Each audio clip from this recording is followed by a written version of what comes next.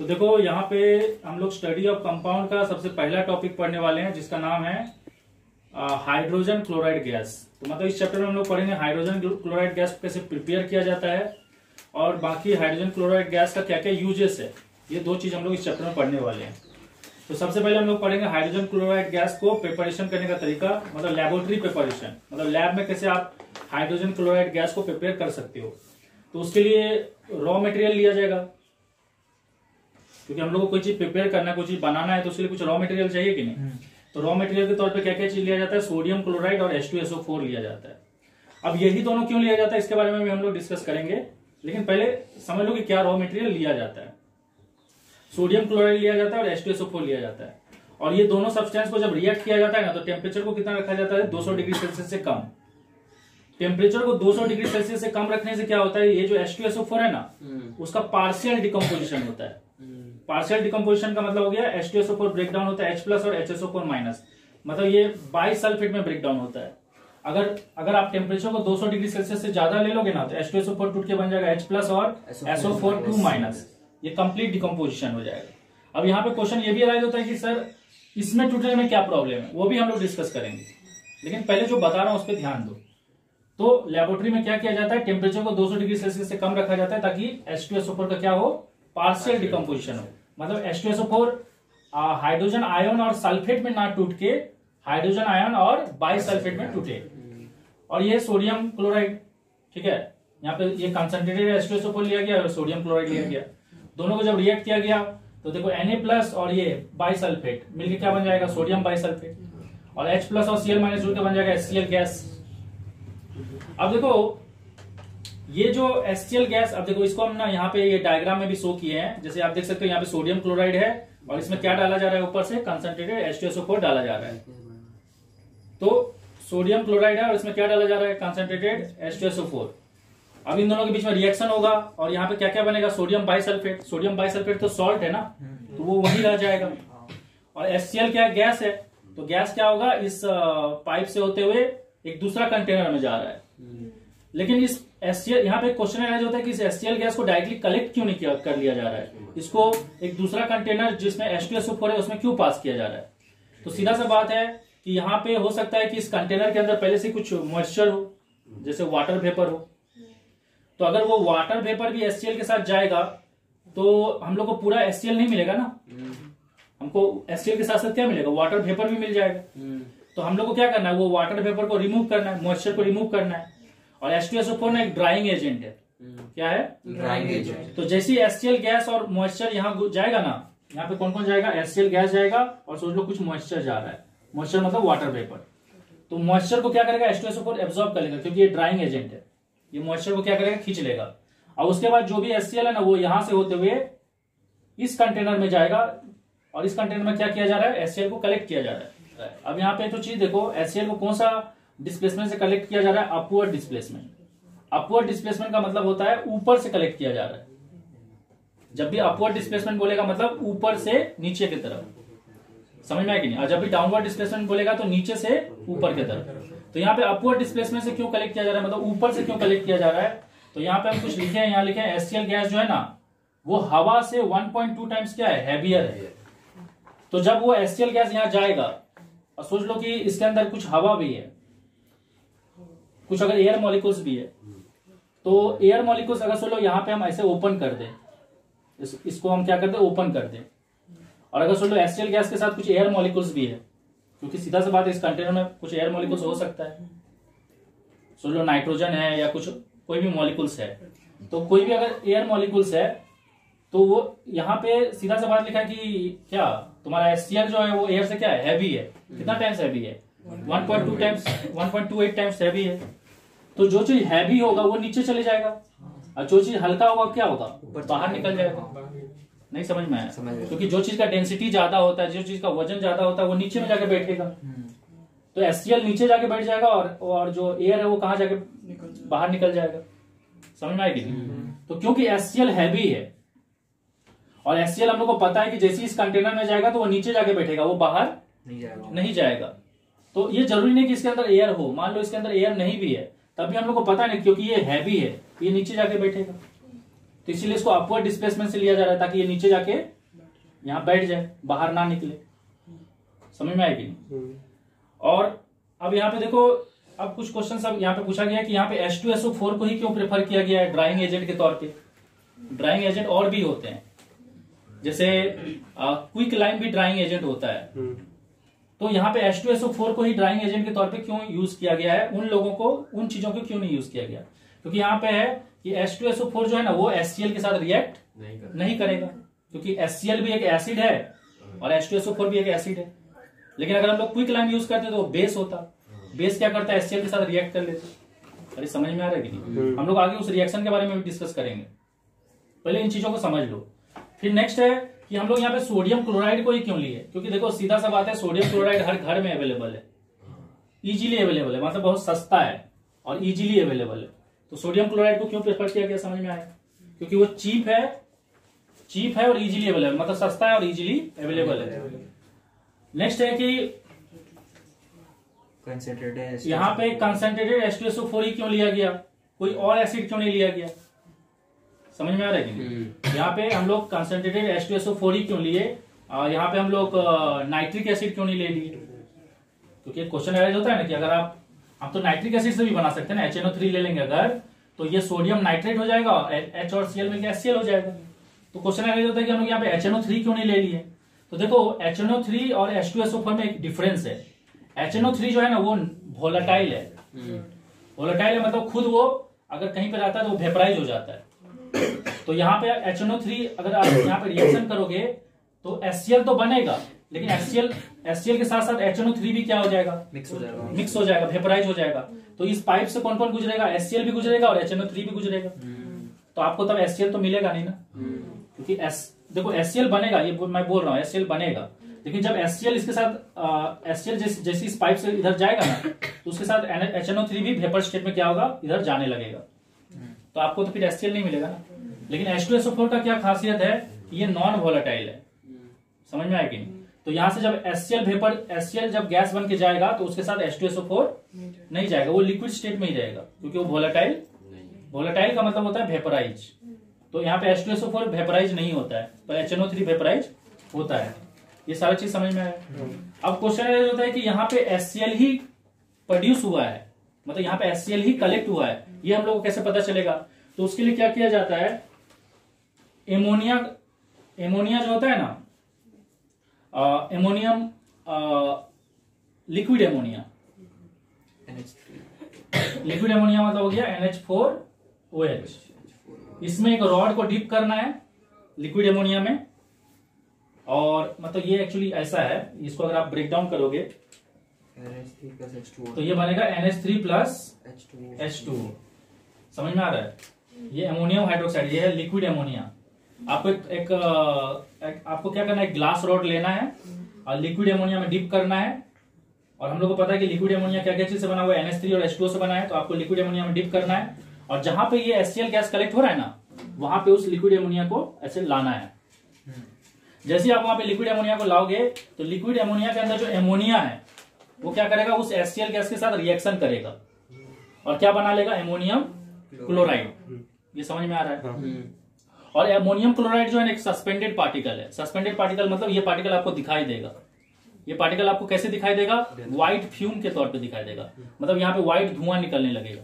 तो इससे आपको क्लियर हो जाएगा कि यहाँ पे जो गैस कलेक्ट हो रहा है कौन है, HCl गैस है। क्योंकि एमोनिया जब HCl के साथ रिएक्ट करता है तभी वो सस्पेंडेड पार्टिकल एमोनियम क्लोराइड बनाता है। तो आपको एग्जाम में ऐसा भी पूछ सकता है कि यहाँ पे जब लिक्विड एमोनिया को यहाँ पे डाला गया माउथ के सामने, तो कौन सा सस्पेंडेड पार्टिकल बना, तो उस सस्पेंडेड पार्टिकल का नाम है एमोनियम क्लोराइड। और ये कैसा दिखता है, एक व्हाइट फ्यूम के तौर पे दिखता है। ये सारा चीज क्लियर है? अब देखो यहाँ पे जो एमोनियम क्लोराइड है ना, ये एक पार्टिकल जैसा है, मतलब डस्ट पार्टिकल जैसा है, इसलिए आपको दिखेगा। आप एमोनिया गैस को नहीं देख सकते, आप HCl गैस को नहीं देख सकते, लेकिन आप एमोनियम क्लोराइड को देख सकते हो, क्योंकि वो सॉलिड पार्टिकल है। तो ये पार्टिकल आपको दिखेगा। देखो हम लोग उस टाइम जब NaCl और H2SO4 के बीच में रिएक्शन किए थे HCl प्रिपरेशन के लिए, तो हम लोग टेम्परेचर को क्या रखे थे, 200 डिग्री सेल्सियस से कम रखे थे। अब क्वेश्चन ये होता है कि टेम्परेचर को 200 डिग्री सेल्सियस से कम क्यों रखे, ज्यादा क्यों नहीं?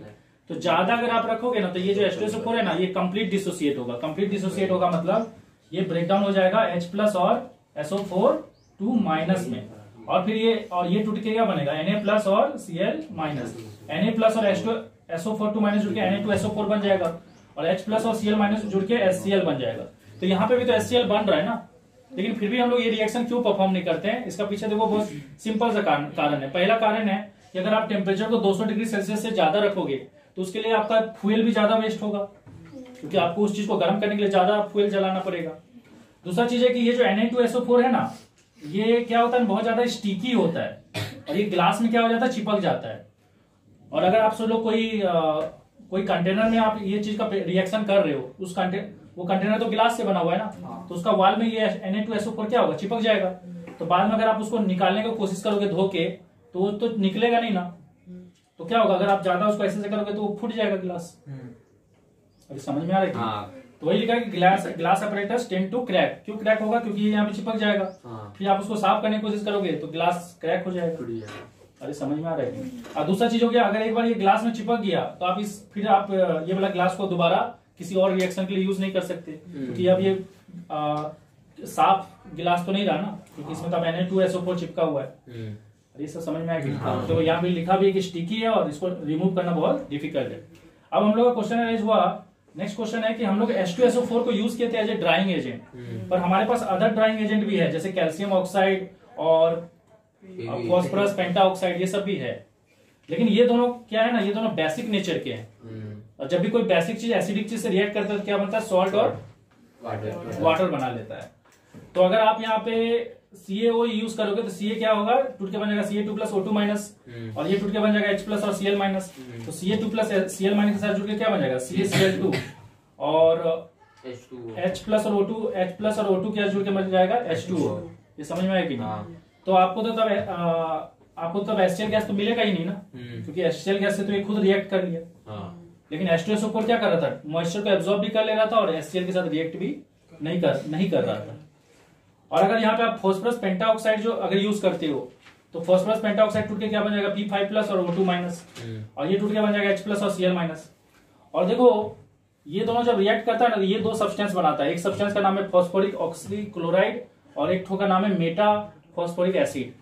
ये कैसे बन रहा है, एक ठो P5+ और एक ठो O2 माइनस और 3 ठो Cl माइनस जुड़ के ये बन जा रहा है, और एक H+ और एक P5+ और 3 ठो O2 माइनस जुड़ के ये बन जा रहा है। तो अगर आप इसके साथ रिएक्ट करोगे तभी आपको HCl गैस नहीं मिलेगा, बल्कि आपको HCl गैस की जगह ये दोनों सब्सटेंस मिल जाएगा। तो इसीलिए हम लोग इसको यूज नहीं करते हैं। अब यहाँ पे नेक्स्ट चीज हम लोग डिस्कस करेंगे कि HCl गैस जो है ना, वो हवा से भारी है, हैवी है। कैसे चेक करेंगे?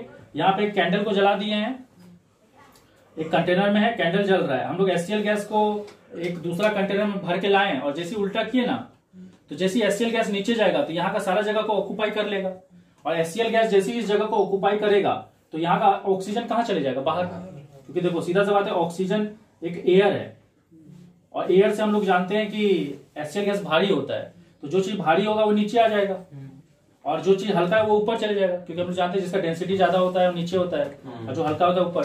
तो जैसे धीरे धीरे यहाँ पे HCl गैस भरने लगेगा, ऑक्सीजन सारा बाहर चले जाएगा, तो ये क्या हो जाएगा, एक्सटिंग्विश हो जाएगा, क्योंकि कोई भी चीज को जलने के लिए ऑक्सीजन चाहिए। दूसरा तरीका से ऐसे भी चेक कर सकते हैं, अगर आप यहाँ पे ब्लू लिटमस ले लो तो सीधा सा बात है, अगर HCl गैस भारी होगा तो ये नीचे जाएगा, और ब्लू लिटमस को क्या कर देगा, रेड कर देगा। और अगर सोच लो HCl गैस हल्का होता तो ये नीचे नहीं जाता, यहीं से क्या होता, बाहर चले जाता, तो ब्लू लिटमस रेड। तो ये दो तरीका से आप चेक कर सकते हो कि HCl गैस हैवी है कि नहीं। ठीक है, अभी एक मिनट आगे हम लोग अभी डिस्कस करेंगे कि HCl गैस का जो सॉल्युबिलिटी है ना वाटर में, वो बहुत ज्यादा है, और उसको कौन सा एक्सपेरिमेंट से चेक करेंगे, फाउंटेन एक्सपेरिमेंट। तो देखो ये जो ऊपर में एक इन्वर्टेड कंटेनर दिख रहा है ना, उसमें आपका ड्राई HCl गैस भरा हुआ है। सबसे पहले तो हम लोग यहाँ पे भी क्या डिस्कस करने वाले हैं कि HCl गैस का जो सॉल्युबिलिटी है वाटर में वो बहुत ज्यादा है, मतलब वो जहां भी वाटर देखेगा तो तुरंत उसमें क्या होगा, डिसॉल्व हो जाएगा। मतलब उसके बगल में अगर कोई सब्सटेंस रखा हुआ है और वाटर रखा है तो वो किसको प्रेफर करेगा, वाटर को प्रेफर करेगा, मतलब वाटर में वो डिसॉल्व हो जाना चाहेगा। तो हम लोग वही चेक करने वाले हैं कि वाटर में उसका सॉल्युबिलिटी बहुत ज्यादा है। इसको प्रैक्टिकली यहाँ पे फाउंटेन एक्सपेरिमेंट से समझेंगे। समझ में आया? तो यहाँ पे हम लोग क्या किए, यहाँ पे जो ऊपर वाला कंटेनर है ना, उसमें ड्राई HCl गैस भरा हुआ है, और ये जो नीचे वाला कंटेनर है इसमें ब्लू लिटमस सॉल्यूशन है। और ये जो यहाँ पे दिख रहा है ना एक ट्यूब क्या बोलते हैं, ड्रॉपर। ये जो यहाँ पे ड्रॉपर, अच्छा लिखे भी तो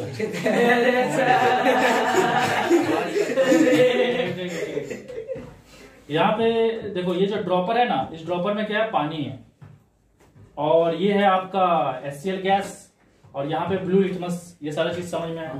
अभी हम लोग क्या करेंगे, सबसे पहला स्टेप में ड्रॉपर को ऐसे दबाएंगे। जैसे ही ड्रॉपर को दबाएंगे तो इससे पानी इसमें निकलेगा, ड्रॉपर से पानी निकलेगा कि नहीं, और उस पानी के कांटेक्ट में कौन आएगा, HCl गैस आएगा। और क्योंकि HCl गैस का सॉल्युबिलिटी पानी में बहुत ज्यादा है, तो HCl गैस क्या होगा, तुरंत पानी में डिसॉल्व होकर HCl गैस का क्योंकि सॉल्युबिलिटी वाटर में बहुत ज्यादा है, तो HCl गैस जैसे ही वाटर के कांटेक्ट में आएगा वो हाइड्रोक्लोरिक एसिड बन जाएगा। और हाइड्रोक्लोरिक एसिड बन के कहाँ पे डिपॉजिट हो जाएगा, यहाँ पे डिपॉजिट हो जाएगा। ये समझ में आ रहा है? तो यहाँ पे हाइड्रोक्लोरिक एसिड बन के डिपॉजिट हो जाएगा। जैसे हाइड्रोक्लोरिक एसिड बन के यहाँ डिपॉजिट होगा तो इसके अंदर हाइड्रोजन क्लोराइड गैस का क्या हो जाएगा, कमी हो जाएगा, क्योंकि पहले वो हाइड्रोजन क्लोराइड गैस था। जैसे ही ड्रॉपर को हम लोग दबाएं तो उसका पानी के कांटेक्ट में आके वो हाइड्रोक्लोरिक एसिड बन गया। और जैसे वो हाइड्रोक्लोरिक एसिड बना तो वो यहाँ पे डिपॉजिट हो गया ना, तो इसमें HCl गैस का कंसंट्रेशन कम हो गया कि नहीं। और जैसे ही HCl गैस का कंसंट्रेशन कम होगा यहाँ पे, तो यहाँ पे लो प्रेशर हो जाएगा। उस लो प्रेशर को भरने के लिए इसके अंदर जो हवा है वो अंदर जाएगा, और जैसे ये हवा अंदर जाएगा तो उसके साथ जो ये ब्लू लिटमस है वो हवा का जो लो प्रेशर है उसको भरने के लिए अंदर जाएगा। अरे समझ में आ रहा है क्या? यहाँ पे एक्चुअली इस ट्यूब में भी कौन सा गैस भरा होगा,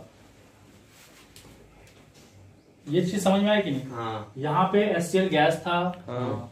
HCl गैस पहले हम लोग ड्रॉपर को दबाएं, ड्रॉपर को जैसे दबाएंगे ड्रॉपर से वाटर निकलेगा। HCl गैस उसके कांटेक्ट में जैसे ही आएगा, तो क्योंकि HCl गैस का सॉल्युबिलिटी वाटर में बहुत ज्यादा है, तो HCl गैस जैसे ही वाटर के कांटेक्ट में आएगा हाइड्रोक्लोरिक एसिड बन जाएगा और यहाँ पे डिपॉजिट हो जाएगा। उसके कारण क्या होगा, इसमें HCl गैस का कंसंट्रेशन क्या हो जाएगा, कम हो जाएगा। तो जैसे HCl गैस का कंसंट्रेशन कम होगा, यहाँ लो प्रेशर क्रिएट होगा। उस लो प्रेशर को भरने के लिए ब्लू लिटमस सॉल्यूशन ऊपर जाएगा। तो देखो यहाँ पे ब्लू लिटमस सॉल्यूशन ऐसे आ रहा है, लेकिन जैसे ब्लू लिटमस सॉल्यूशन किसके कांटेक्ट में आएगा, HCl के कांटेक्ट में आएगा। तो क्योंकि HCl गैस क्या है, एसिडिक नेचर का है, तो ब्लू लिटमस को क्या कर देगा, रेड कर देगा। लेकिन एक तो चीज याद रखना, HCl गैस जो होता है ना वो ब्लू लिटमस को रेड नहीं करता है।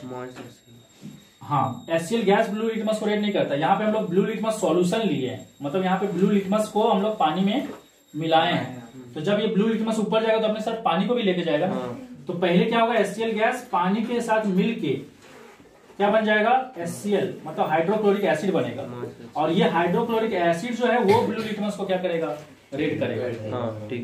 कोई भी एसिड गैसेस स्टेट में लिटमस पेपर को इफेक्ट नहीं कर सकता है, समझ में आया कि नहीं? वो जब लिक्विड स्टेट में जाएगा तभी इफेक्ट कर सकता है, क्योंकि लिक्विड स्टेट में जाने से क्या होगा, यहाँ पे H+ और Cl- क्रिएट होगा, और H+ के कारण ही एसिडिक नेचर है। अरे समझ में आया कि नहीं? तो ये याद रखना कि अगर सिर्फ गैस को, अगर लिटमस पेपर है, सोच लो एक लिटमस पेपर है, उस पर अगर हम ड्राई गैस को पास करें HCl का, तो उसका कलर चेंज नहीं होगा। अगर आप एक ब्लू लिटमस पेपर ले लो और उस पर HCl गैस को पास करो तो उसका कलर चेंज नहीं होगा। लेकिन जब आप हाइड्रोक्लोरिक एसिड को पास करोगे तो कलर चेंज होगा। तो याद रखना कि गैसेस स्टेट में कोई भी एसिड लिटमस पेपर को इफेक्ट नहीं करता। ये सारी चीज समझ में आया। अब क्योंकि यहाँ पे लो प्रेशर क्रिएट हुआ और ये जैसी ब्लू लिटमस ऊपर जाएगा तो यहाँ पे रेड कलर का फाउंटेन क्रिएट होगा। और क्योंकि यहाँ पे रेड कलर का फाउंटेन क्रिएट हो रहा है, इसलिए इसको कौन सा एक्सपेरिमेंट बोला गया है, फाउंटेन एक्सपेरिमेंट बोला गया है। और यहाँ पे फाउंटेन क्रिएट होना ये बता रहा है कि HCl गैस पानी में क्या हुआ, डिसॉल्व हो गया है। क्योंकि सीधा सी बात है, अगर HCl गैस पानी में डिसॉल्व ही नहीं होता तो यहाँ पे HCl का कंसंट्रेशन कम नहीं होता, और HCl का कंसंट्रेशन कम नहीं होता तो उसको कॉम्पेंसेट करने के लिए यहाँ से ब्लू लिटमस जाता नहीं। तो इससे ये प्रूफ हो गया कि वाटर में जो HCl गैस का सॉल्युबिलिटी है वो बहुत ज्यादा है। क्योंकि जैसे ही आप इसको दबाओगे ना ऐसे करके, इससे पानी निकलेगा, और जैसे ही पानी निकलेगा ना तुरंत क्या बन जाएगा, हाइड्रोक्लोरिक एसिड। और तुरंत क्या होगा, यहाँ पे रेड कलर का आपको फाउंटेन दिखेगा। मतलब ये सारा चीज एक ही साथ होगा। इससे आपको पता चलेगा कि कितना स्पीड रिएक्शन कर रहा है कौन, HCl वाटर के साथ। क्योंकि जैसे आप इसको दबाओगे फाउंटेन क्रिएट होगा। मतलब समझ रहे हो ना कितना स्पीड में वो HCl गैस वाटर में क्या हो रहा है, डिसॉल्व हो रहा है। अगर सोच लो कि हम यहाँ पे दबाते हैं और 15 मिनट बाद फाउंटेन निकलता, तो इससे पता चलता है कि HCl गैस को वाटर में सॉल्युबिलिटी में कोई इंटरेस्ट नहीं है। लेकिन जैसी दबा रहे हैं वैसी क्या बन रहा है, फाउंटेन बन रहा है। दैट मीन्स और उसका जो सॉलिबिलिटी है किसका, HCl का, गैस का वाटर में, वो बहुत स्पीड है। समझ में आएगी? देखो अभी हम लोग यहाँ पे क्या डिस्कस करेंगे, प्रिपरेशन ऑफ हाइड्रोक्लोरिक एसिड। तो अभी तक हम लोग क्या डिस्कस कर चुके हैं कि हाइड्रोजन क्लोराइड गैस कैसे बनता है, ठीक है। Laboratory preparation of hydrogen chloride gas, मतलब लेबोरेटरी में हाइड्रोजन क्लोराइड गैस कैसे बनाते हैं वो हम लोग डिस्कस कर चुके हैं। अभी हम लोग डिस्कस करेंगे कि उस हाइड्रोजन क्लोराइड गैस से हाइड्रोक्लोरिक एसिड कैसे बनाते हैं। तो देखो हाइड्रोक्लोरिक एसिड बनाने के लिए आपको कुछ नहीं करना है, आपको सिंपली हाइड्रोजन क्लोराइड जो गैस है ना, उसको किस में पास करना है, वाटर में पास करना है। आपको अगर हाइड्रोक्लोरिक एसिड बनाना है तो हाइड्रोजन क्लोराइड गैस को किस में पास करना है, वाटर में पास करना है। लेकिन यहाँ पे कुछ टर्म्स एंड कंडीशन अप्लाइड है। पहला कंडीशन है देखो कि वाटर HCl गैस को डायरेक्टली वाटर में पास नहीं करना है। जैसे यहाँ पे हम लोग पहला केस में क्या किया, डिलीवरी ट्यूब यूज किए हैं, और डिलीवरी ट्यूब के हेल्प से क्या करें हम लोग, हाइड्रोजन क्लोराइड गैस को डायरेक्टली किस में पास कर रहे हैं, वाटर में पास कर रहे हैं। लेकिन इसका डीमेरिट क्या है, इसका प्रॉब्लम क्या है वो सुनो। एक्चुअली हम लोग जानते हैं कि HCl का जो सॉलिबिलिटी है वाटर में वो क्या है, बहुत ज्यादा है। तो जैसे ही वो वाटर के कांटेक्ट में आएगा तो बहुत जल्दी जल्दी डिसॉल्व होने लगेगा उसमें, क्योंकि HCl गैस का सॉलिबिलिटी वाटर में क्या है, बहुत ज्यादा है। तो जैसे ही HCl गैस किसके कांटेक्ट में आएगा, वाटर के कांटेक्ट में, तो उसका जो रेट ऑफ एब्जॉर्प्शन है पानी के अंदर जो घुलने का स्पीड है वो क्या होगा, बहुत तेज हो जाएगा। और अगर HCl गैस यहाँ पे बहुत स्पीड में जाएगा, तो यहाँ पे अगर बहुत स्पीड में अगर HCl गैस जाएगा तो यहाँ पे नंबर ऑफ मॉलिक्यूल्स क्या हो जाएगा, कम हो जाएगा कि नहीं, ट्यूब के अंदर। अरे देखो जैसे ही यहाँ पे मॉलिक्यूल्स आएगा तुरंत खींचा जाएगा। तो यहाँ का मॉलिक्यूल जो है वो तुरंत बहुत जल्दी उसके अंदर चले जा रहा है, और बहुत जल्दी उसके अंदर चले जाएगा तो यहाँ पे मॉलिक्यूल्स का क्या हो जाएगा, कमी हो जाएगा कि जब भी कोई चीज स्पीड में, सोच लो यहाँ पे कुछ मॉलिक्यूल्स हैं वो बहुत स्पीड में चले गया, तो उसको कॉम्पेंसेट करने के लिए जो बाकी मॉलिक्यूल आएंगे उनको आने में टाइम लगेगा ना। क्योंकि देखो यहाँ वाला मॉलिक्यूल्स तो अपना स्पीड में आ रहा है, लेकिन जो मॉलिक्यूल यहाँ पहुंच चुका है वो तो बहुत जल्दी वाटर में खिंचा जाएगा। तो सोच लो कि ये ना 10 मीटर पर सेकंड के स्पीड में खिंचा गया और ये ना 2 मीटर पर सेकंड का स्पीड में आ रहा है। तो ये मॉलिक्यूल जब तक वहां पहुंचेगा तब तक यहाँ पे क्या क्रिएट हो जाएगा, वैक्यूम क्रिएट हो जाएगा, क्योंकि यहाँ का मॉलिक्यूल ऑलरेडी खिंचा गया अंदर, डिसॉल्व हो चुका है। तो क्योंकि यहाँ पे एक वैक्यूम क्रिएट हो रहा है, लो प्रेशर क्रिएट हो रहा है, वैक्यूम मतलब लो प्रेशर, तो उस लो प्रेशर को फिल करने के लिए क्या होगा, वाटर इसके अंदर घुस जाएगा। समझ में आएगी नहीं? और वाटर अगर अंदर चले जाएगा तो बाकी जो HCl गैस है वो बाकी वाटर तक नहीं पहुंच पाएगा, क्योंकि जो आसपास का वाटर है वो क्या होगा, इसके अंदर घुस के इसको ब्लॉक कर देगा। नहीं समझे? तो बाकी जो HCl गैस है वो बचा हुआ वाटर के पास पहुंच नहीं पाएगा ना। अरे क्योंकि यहाँ का जो आसपास का वाटर है वो इसके अंदर घुस के क्या करेगा, इस एरिया को कवर कर देगा। तो बाकी जो HCl गैस है वो यहाँ तक पहुंच पाएगा क्या, नहीं पहुंच पाएगा, क्योंकि वहां पे वाटर क्या किया, इसको ब्लॉक कर दिया है। ये चीज समझ में आ गया ना। अब देखो ये वाटर, क्योंकि यहाँ पे वाटर का प्रेशर बहुत ज्यादा है और यहाँ पे लो प्रेशर होने के कारण यहाँ पे प्रेशर क्या है, कम है। तो वाटर क्या होगा, उस प्रेशर को कॉम्पेंसेट करने के लिए वाटर उसके अंदर क्या होगा, बहुत ज्यादा प्रेशर में घुसेगा और उससे क्या होगा, डिलीवरी ट्यूब टूट भी सकता है। क्योंकि कोई भी चीज अंदर में बहुत हाई प्रेशर में एंटर करेगा तो क्या होगा, यहाँ पे ज्यादा प्रेशर क्रिएट होगा अचानक से, तो क्या होगा, डैमेज हो सकता है। ये चीज समझ में आया कि नहीं? तो इस चीज को कॉम्पेंसेट करने के लिए क्या किया गया, एक दूसरा तरीका यूज किया गया। यहाँ पे क्या यूज किया गया, एक फनेल यूज किया गया, और फनेल का सरफेस को वाटर का सरफेस के जस्ट कांटेक्ट में रखा गया। फनेल का जो रिम है ना, रिम मतलब ये जो बाउंड्री है, उसको जस्ट वाटर का सरफेस के कांटेक्ट में रखा गया। समझ में आया कि नहीं? वाटर में डुबाया नहीं गया, वाटर के सरफेस के कांटेक्ट में रखा गया। और अभी फिर से क्या किया गया, यहाँ से क्या चीज को पास किया जाएगा, HCl गैस, यहाँ से HCl गैस को पास किया जाएगा। तो फिर से यहाँ से क्या पास किया गया, HCl गैस को पास किया गया। और हम लोग जानते हैं HCl गैस का जो सॉल्युबिलिटी है वाटर में बहुत ज्यादा है। तो जैसे ही HCl का मॉलिक्यूल यहाँ पहुंचेगा तो फिर से वो पानी की तरफ बहुत ज्यादा स्पीड में एब्जॉर्ब होने के लिए खिंचाएगा। तो उसके कारण क्या होगा, यहाँ पे फिर से लो प्रेशर क्रिएट होगा, जैसा उस सिचुएशन में हो रहा था। और जैसे ही लो प्रेशर क्रिएट होगा तो यहाँ का ये जो सरफेस पे जो भी वाटर है वो क्या होगा, इसके अंदर एंटर हो जाएगा उस लो प्रेशर को कॉम्पेंसेट करने के लिए। समझ में आया कि नहीं? लेकिन अब देखो इस केस में क्या एडवांटेज है कंपेयर टू दैट केस। यहाँ पे हम लोग डिलीवरी ट्यूब यूज किए थे जो कि काफी पतला है, तो इसके अंदर बहुत कम पानी घुसेगा। लेकिन यहाँ पे क्योंकि इसका सरफेस एरिया ज्यादा है तो यहाँ पे क्या होगा, ज्यादा पानी घुसेगा, और जैसे ही पानी घुसेगा तो इतना दूर एयर गैप क्रिएट होगा कि नहीं, क्योंकि इतना दूर का पानी तो इसके अंदर चले गया है ना, नहीं समझे। और जैसे ही पानी इसके अंदर चले गया, क्योंकि यहाँ का सरफेस एरिया ज्यादा है तो यहाँ पे पानी का वजन भी क्या होगा, ज्यादा होगा। अगर सुन लो, जितना यहाँ पे जो पानी घुसा उसका वजन कम होगा, तो लो प्रेशर के कारण वो खिंचा गया है, उसको ग्रेविटी खींच नहीं पा रहा है। लेकिन यहाँ पे भी लो प्रेशर के कारण पानी खिंचाया है, लेकिन यहाँ पे पानी का क्वांटिटी क्या है, ज्यादा है। तो ज्यादा क्वांटिटी होने के कारण ग्रेविटी क्या करेगा उसको, क्योंकि यहाँ का वजन ज्यादा है ना पानी का, तो ग्रेविटी जैसे ही खींचेगा ये पानी क्या होगा, दोबारा गिर जाएगा। लेकिन इस पानी में ऑलरेडी HCl गैस क्या हो गया, मिक्स हो चुका है, मतलब ये हाइड्रोक्लोरिक एसिड बन चुका है। ये पानी गिरेगा, जैसे ही पानी गिरेगा फिर से ये पानी का सरफेस किसके कांटेक्ट में आ जाएगा, रिम के कांटेक्ट में आ जाएगा। और जैसे ही पानी का रिम के कांटेक्ट में आएगा, HCl गैस तो अभी भी आ ही रहा है ना, फिर से लो प्रेशर क्रिएट होगा, फिर से पानी घुसेगा। ये प्रोसेस क्या होगा, पानी इसके अंदर घुसेगा, एयर गैप क्रिएट होगा, पानी के वजन के कारण पानी गिरेगा, और जैसे ही पानी गिरेगा फिर से इसके कांटेक्ट में आएगा कि नहीं, तो फिर पानी घुसेगा। ये प्रोसेस बार बार चलते रहेगा। कब तक चलते रहेगा, जब तक कि सारा HCl गैस इस पानी में डिसॉल्व ना हो जाए, मतलब ये जो पानी है वो पूरी तरह से क्या ना हो जाए, एक सैचुरेटेड सॉल्यूशन ना बन जाए। सैचुरेटेड सॉल्यूशन का मतलब होता है जिस पानी में और HCl गैस डिसॉल्व नहीं हो सकता, तो धीरे धीरे क्या होगा, पूरा का पूरा पानी हाइड्रोक्लोरिक एसिड में कन्वर्ट हो जाएगा। नहीं समझेंगे, तो देखो अभी हम लोग हाइड्रोक्लोरिक एसिड को लेके बहुत सारा रिएक्शन को स्टडी करेंगे। तो हाइड्रोक्लोरिक एसिड जब भी कोई मेटल से रिएक्ट करता है तो याद रखना, मेटल और एसिड रिएक्ट करके हमेशा दो चीज बनाता है, एक है मेटल सॉल्ट और एक है हाइड्रोजन गैस। जब भी कोई मेटल एसिड से रिएक्ट करेगा, चाहे वो कोई भी एसिड हो, तो हमेशा क्या बनता है, मेटल सॉल्ट और हाइड्रोजन गैस। उसी तरह से यहाँ पे Mg प्लस HCl कर रहे हैं, तो Mg का रेडिकल क्या होता है, Mg2 प्लस, और HCl का रेडिकल, HCl किस में टूटेगा, H प्लस और Cl माइनस। तो Mg2 प्लस और Cl माइनस जुड़ के क्या हो जाएगा, MgCl2। और हाइड्रोजन हमेशा स्टेबल कंडीशन में कौन सा स्टेट में रहता है, डायएटॉमिक मॉलिक्यूल स्टेट में रहता है, डायएटॉमिक मॉलिक्यूल।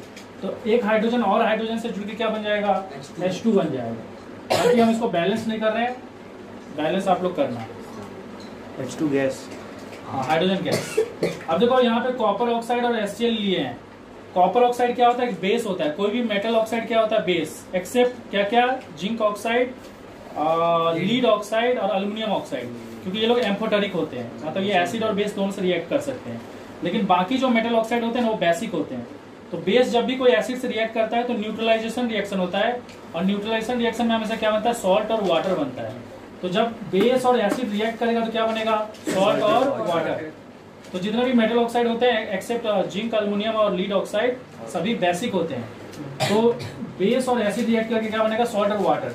तो कॉपर टूट के क्या बनेगा, copper 2 plus and O2 minus, HCl टूट के क्या बनेगा, H प्लस और Cl माइनस। तो हम लोग यहाँ पे प्रोडक्ट क्या मिलेगा, कॉपर 2 प्लस और Cl, ये हो जाएगा कॉपर क्लोराइड Cl2, और H प्लस और O2 माइनस जुड़ के मिलकर हो जाएगा H2O।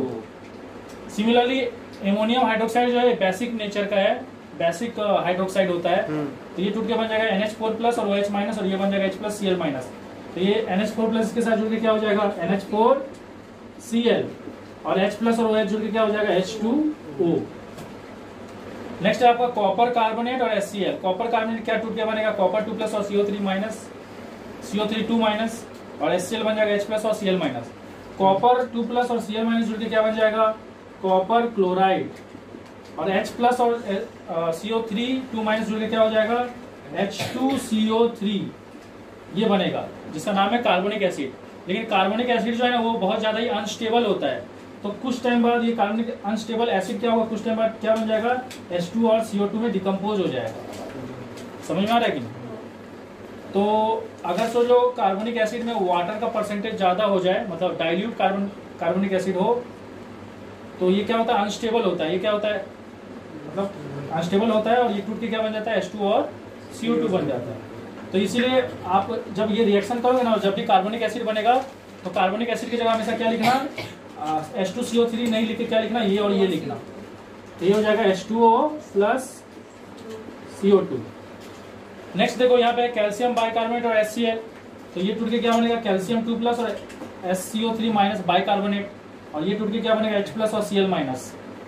ये Ca2 प्लस Cl माइनस के साथ जुड़ के क्या हो जाएगा, CaCl2। और H प्लस और HCO3 माइनस जुड़ के अगेन क्या बन जाएगा, H2CO3। और क्योंकि कार्बोनिक एसिड अनस्टेबल है तो ये अपने आप को फर्दर ब्रेकडाउन डिकम्पोज होकर क्या बन जाएगा, H2 और CO2। तो यहाँ बनेगा H2 और CO2।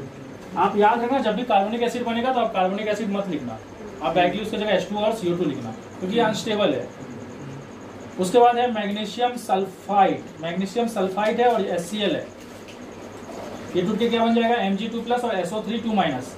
और ये टूट के क्या बनेगा, H प्लस और Cl माइनस। Mg2 प्लस और Cl माइनस जुड़ के क्या हो जाएगा, MgCl2 हो जाएगा। और H प्लस और SO3 2 माइनस जुड़ के हो जाएगा H2SO3। अगेन याद रखना जैसे कि कार्बोनिक एसिड एक अनस्टेबल एसिड है, उसी तरह से सल्फरस एसिड, ये सल्फरस एसिड है, सल्फरिक नहीं है। सल्फरिक में SO4 होता है, ये भी एक अनस्टेबल एसिड है। तो जब भी ये बनेगा तो आप इसको ब्रेक डाउन कर देना SO2 और H2O में। ये जब भी बनेगा तो आपको ये एसिड को नहीं लिखना है, उसके जगह क्या लिखना है, SO2 और H2, क्योंकि अनस्टेबल है ये अपने आप को डिकम्पोज कर लेगा। तो ये हो जाएगा SO2 और H2O। यहाँ तक समझ में आया। तो ये कुछ रिएक्शंस हैं किसके साथ, HCl के साथ। बाकी कुछ और रिएक्शन भी है जो अभी हम लोग डिस्कस करेंगे। ये आपको समझ में आया। देखो यहाँ पे सोडियम बाइसल्फाइड दिया हुआ है और HCl दिया हुआ है। ये है सोडियम सल्फाइड, फाइड है PHID फाइड, और ये है PHIT फाइड।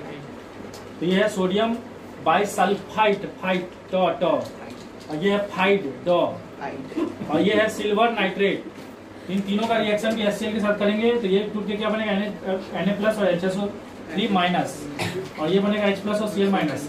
तो ये Na प्लस और Cl जुड़ के क्या हो जाएगा, NaCl, और H प्लस और HSO3 मिलकर बन जाएगा H2SO3 जो कि एक अनस्टेबल एसिड है। तो ये जुड़ के क्या बन जाएगा, H2 और SO2।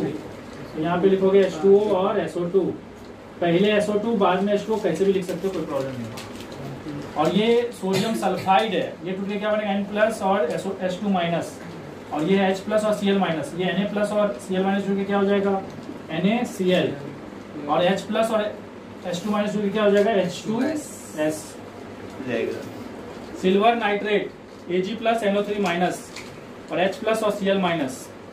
तो Ag प्लस Cl के साथ जुड़ के क्या हो जाएगा, AgCl, और H प्लस और NO3 माइनस जुड़ के क्या हो जाएगा, HNO3। तो ये एक रिएक्शन थोड़ा इंपॉर्टेंट हो गया। क्यों, क्योंकि इस रिएक्शन से हम लोग क्या चीज प्रिपेयर कर सकते हैं, नाइट्रिक एसिड। तो ये सारा रिएक्शन आपको समझ में आया। ओके, देखो ये कुछ इंपॉर्टेंट रिएक्शन है जिसमें HCl को हम लोग किससे रिएक्ट कर रहे हैं, ऑक्सीडाइजिंग एजेंट के साथ। और ये बेसिक रूल याद रखना कि जब भी कोई ऑक्सीडाइजिंग एजेंट किसके साथ रिएक्ट करेगा, HCl के साथ, तो वो तीन चीज बनाएगा, सॉल्ट, वाटर और क्लोरीन गैस। समझ में आया। तो यहाँ पे देखो MnO2 जो है वो भी एक ऑक्सीडाइजिंग एजेंट है, KMnO4 जो है वो भी एक ऑक्सीडाइजिंग एजेंट है, K2Cr2O7 जो है वो भी एक ऑक्सीडाइजिंग एजेंट है, और HNO3 जो है वो भी एक ऑक्सीडाइजिंग एजेंट है। तो हम लोग क्या कर रहे हैं, यहाँ पे ऑक्सीडाइजिंग एजेंट को किसके साथ रिएक्शन कर रहे हैं, HCl के साथ। अब क्वेश्चन अराइज होता है कि ऑक्सीडाइजिंग, ये सभी इसके लिए ऑक्सीडाइजिंग एजेंट क्यों है, क्योंकि देखो ये सभी जब इसके साथ रिएक्ट करता है ना तो इसमें HCl में जो हाइड्रोजन है उसको क्या करता है, हटा देता है। और हम लोग जानते हैं लॉस ऑफ हाइड्रोजन को ऑक्सीडेशन बोलते हैं। तो जब HCl अपना हाइड्रोजन को लूज करके क्लोरीन बन जाएगा, तो HCl यहाँ पे क्या कर रहा है, हाइड्रोजन को लूज कर रहा है। और कोई भी अगर हाइड्रोजन को लूज करता है तो उसको हम लोग क्या होते हैं, ऑक्सीडाइज। तो इसको ऑक्सीडाइज कौन करवा रहा है, ये लोग करवा रहे हैं। और जो ऑक्सीडाइज करवाता है उसको क्या बोलते हैं, ऑक्सीडाइजिंग एजेंट बोलते हैं। नहीं समझ में आया। तो जैसे MnO2 और HCl रिएक्ट करेगा तो क्या बनेगा, इस रूल के हिसाब से MnCl2 एक सॉल्ट बनेगा, वाटर बनेगा हाइड्रोजन ऑक्सीजन मिलके, और क्लोरीन गैस बनेगा।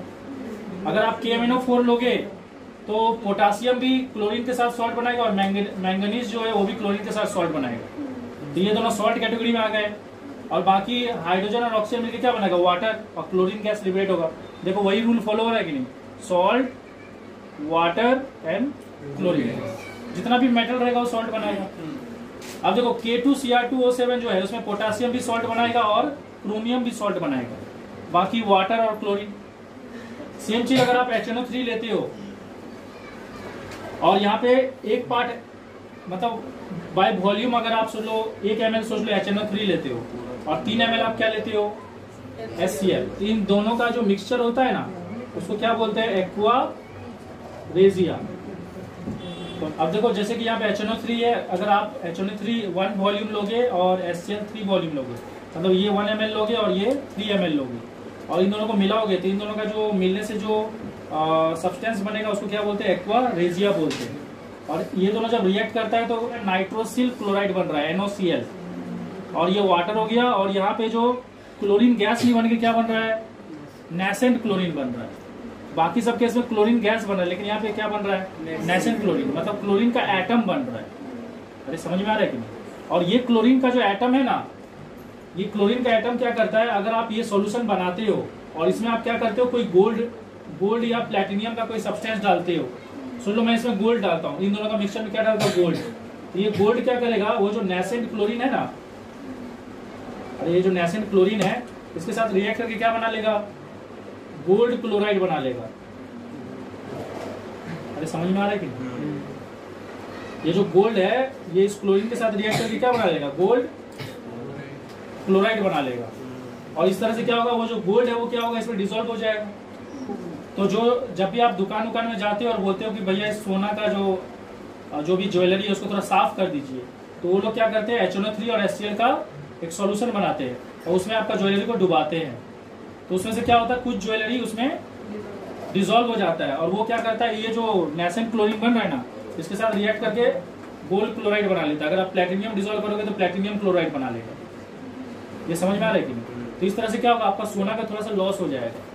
तो कभी भी अगर गली मोहल्ला में भी कोई आता है कि सोना को आप साफ कर देते हैं तो मत करवाना, क्योंकि इनडायरेक्टली वो क्या कर रहा है?